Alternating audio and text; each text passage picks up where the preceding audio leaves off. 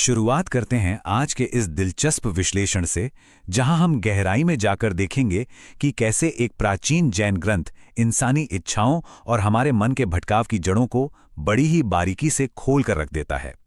तत्वार्थ सूत्र नाम का यह ऐतिहासिक ग्रंथ सिर्फ कोई पुरानी किताब नहीं है, बल्कि इंसानी मनोविज्ञान और हमारे मन में उठने वाले विकारों का एक मास्टरपीस है। अब जरा सोचिए, एक 2000 साल पुराने जैन सूत्र का हमारी आज के इस मॉडर्न स्क्रीन एडिक्शन से आखिर क्या कनेक्शन हो सकता है। सुनने में थोड़ा अजीब लगता है ना, लेकिन इसका बहुत ही गहरा और सच में चौंकाने वाला जवाब तत्वार्थ सूत्र के 7वें अध्याय के 16वें सूत्र में छिपा है। तो चलिए इसे डिकोड करते हैं। शुरुआत करते हैं सेक्शन 1 से, मूल सूत्र। तो ये खास सूत्र कहता है, मैथुन म ब्रह्म। इसे सरल भाषा में अब्रह्म या कुशील कहा गया है। लेकिन यहां कैच क्या है? सबसे अहम बात यह है कि ये पूरी तरह से प्रमत्त योग यानी हमारे इंटेंट या अभिप्राय से ड्राइव होता है। ये स्पष्ट करता है कि अगर किसी भी शारीरिक क्रिया के पीछे कोई तीव्र वासना या गलत इरादा नहीं है, तो वो एक मानसिक जुनून से बिल्कुल अलग है। मतलब सारा खेल हमारे भीतर के इंटेंट का ही है। और ये बात तो सच में हैरान कर देने वाली है कि जैन शास्त्रों ने इस अब्रह्म की 18,000 अलग अलग परम्यूटेशंस यानी प्रकार गिनाए हैं। जी हां, पूरे 18,000। जरा सोच कर देखिए, मन, वचन, शरीर और हमारी इंद्रियों के अलग अलग कॉम्बिनेशंस को मिलाकर ये 18,000 भंग बनते हैं। ये साफ दिखाता है कि हमारी इच्छाएं कितने सूक्ष्म और अलग अलग तरीकों से हमारे दिमाग पर कब्जा कर सकती हैं। इसे अच्छे से समझने के लिए शुकदेव और उनके पिता वेदव्यास का यह किस्सा वाकई बहुत दिलचस्प है। शुकदेव बिल्कुल युवा थे और बिना कपड़ों के ही एक तालाब के पास से गुजरे, जहां स्त्रियां स्नान कर रही थीं। लेकिन हैरानी की बात यह है कि वो स्त्रियां बिल्कुल नहीं घबराईं, क्योंकि शुकदेव का मन पूरी तरह से शुद्ध और निर्विकार था। पर इसके ठीक उलट, जब उनके बुजुर्ग और पूरी तरह से कपड़े पहने हुए पिता व्यास वहां से निकले, तो वो स्त्रियां तुरंत छिपने लगीं। ऐसा क्यों? क्योंकि व्यास जी के मन में अभी भी संसार की इच्छाएं और विकार मौजूद थे। ये वाकया बहुत खूबसूरती से साबित करता है कि पवित्रता का सीधा नाता हमारे मन के साफ होने से है, शरीर की अवस्था से नहीं। आगे बढ़ते हैं सेक्शन 2 की तरफ, मन का विकार। आज की इस भागदौड़ भरी जिंदगी से हम सभी इस बात को तुरंत कनेक्ट कर सकते हैं। आज भले ही कोई इंसान फिजिकली गलतियां ना कर रहा हो, लेकिन ये जो डिजिटल मीडिया है ना, ये एक मॉडर्न नशे की तरह काम कर रहा है। ये हमारे मन को ठीक उसी तरह से जकड़ लेता है जैसे पुराने समय में शारीरिक वासनाएं जकड़ती थीं। हर वक्त स्क्रीन से चिपके रहना, उसी ख्यालों में खोए रहना, ये आज के दौर का एक तरह का मानसिक कुशील ही है, जो मन को पूरी तरह से अपना गुलाम बना लेता है। अब आते हैं सेक्शन 3 पर, पतन और इच्छाएं। सेठ चारुदत्त की कहानी किसी रोंगटे खड़े कर देने वाली वार्निंग से कम नहीं है।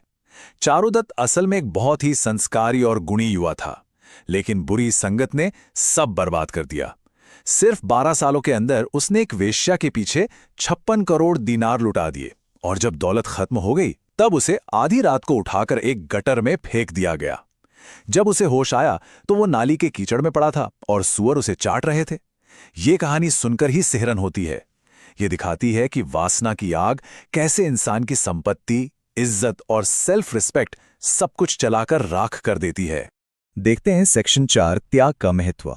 यहां एक बहुत ही गहरा सवाल सामने आता है कि जिस इच्छा का एक बार त्याग कर दिया गया हो, उसकी तरफ वापस लौटना इतना खतरनाक क्यों माना जाता है? ये सिचुएशन तब पैदा होती है जब मुनि भवदेव को अपने घर की याद सताने लगती है। वो अपना मुनि जीवन छोड़कर अपनी पूर्व पत्नी नागला के पास वापस गृहस्थ जीवन में लौटने का मन बना लेते हैं। और यहां नागला का जो जवाब आता है, वो सच में किसी जोरदार दार्शनिक पंचलाइन जैसा है। वो कहती हैं कि त्यागी हुई इच्छा को वापस अपनाना उल्टी खाने के बराबर है। नागला उन्हें एक कहानी सुनाती हैं कि कैसे एक बच्चा खीर में मक्खी गिरने पर उसे खा लेता है, उल्टी करता है और फिर उसी उल्टी को वापस चाटने लगता है। वो मुनि को समझाती हैं कि एक बार जिस वासना का त्याग कर दिया, उसे फिर से अपनाना आध्यात्मिक तौर पर उतना ही घिनौना है। इस कड़वे लेकिन सच्चे उदाहरण ने मुनि को अंदर तक झकझोर कर रख दिया। बढ़ते हैं सेक्शन 5 की ओर, इच्छाओं की 3 अग्नि। ग्रंथों में मुख्य रूप से 3 तरह की आग बताई गई हैं: क्रोध की आग, काम की आग और जठराग्नि यानी पेट की आग। अब ये तो बहुत ही कॉमन सेंस की बात है कि अगर हम आग में और ईंधन डालेंगे तो क्या होगा? आग और भड़केगी। ठीक वैसे ही क्रोध में और गुस्सा डालने से या वासना में और इच्छाएं जोड़ने से शांति नहीं मिलती। इसीलिए क्रोध की आग को क्षमा से बुझाना चाहिए, काम की आग को पवित्रता से और भूख की आग को उपवास से। इनमें ईंधन डालना बंद करना ही एकमात्र उपाय है। और अब हमारा आखिरी हिस्सा, सेक्शन 6, सच्ची पवित्रता। ये वाकया बेहद ही खूबसूरत है। एक बार एक युवा सन्यासी ने एक बहुत अमीर वेश्या का निमंत्रण ठुकरा दिया और कहा कि वो सही समय आने पर ही आएगा। कई सालों बाद जब वो वेश्या बूढ़ी हो चुकी थी, बीमार थी और उसे कीचड़ में मरने के लिए लावारिस छोड़ दिया गया था, तब वो सन्यासी उसके पास पहुंचता है। वो उसे उस कीचड़ से निकालकर आश्रम ले आता है। ये पूरी कहानी ये साबित करती है कि सच्चा ब्रह्मचर्य तब भी एकदम कायम रहता है जब हमारे कर्मों के पीछे वासना की जगह शुद्ध करुणा और दया हो। इस पूरे विश्लेषण का सबसे बड़ा निचोड़ इस एक लाइन में छिपा है। सच्चा धर्म पापी से नफरत नहीं करता, बल्कि उसे कीचड़ से बाहर निकालता है।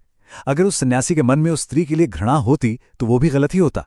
सबसे बड़ा सबक यही है कि ऐसा कोई भी काम जो पूरी तरह से वासनात्मक इरादों से मुक्त है, वही आध्यात्मिक पवित्रता का सबसे ऊंचा रूप है। बाहर क्या हो रहा है उससे ज्यादा ये मायने रखता है कि भीतर का इंटेंट क्या है।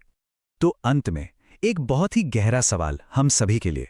अगर पवित्रता सिर्फ हमारे बाहरी कर्मों से नहीं, बल्कि पूरी तरह से हमारे अंदर के इरादों से तय होती है, तो जरा सोचिए, आज के इस मॉडर्न दौर में हमारे मन के भीतर कौन सी छिपी हुई आग जल रही हैं? दिन भर हम जो भी स्क्रॉल करते हैं, जो भी काम करते हैं, उसके पीछे का असली इंटेंट आखिर क्या है? इसी विचारोत्तेजक सवाल के साथ हम आज की इस चर्चा को यहीं रोकते हैं। ये वाकई में गहराई से सोचने